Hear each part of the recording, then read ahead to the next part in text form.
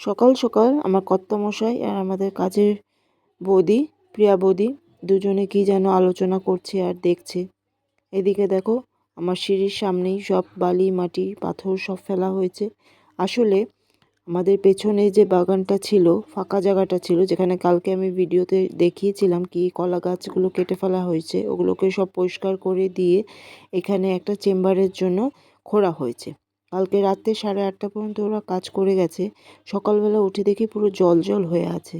বুঝতে পারছিলাম না কিছুতেই কি করে এরা কাজ করবে আজকে, কেন কি জল ভরে আছে। তো যথারীতি ওরা সকাল সকাল চলেও এসছে। ওরা পুরো জলগুলোকে কেচে বার করলো, অনেকক্ষণ সময় লেগেছে। পরে এদিকে লোহার লোকরা পিলারের স্ট্রাকচারগুলো কেটে কেটে ঝটপট রেডি করে দিল। রেডি করে ওদের জায়গাতে এনে দিল। এরা স্ট্রাকচারটাকে বসিয়ে এবার পিলারটাকে আজকের মধ্যে ঢালাই দিয়ে যাবে।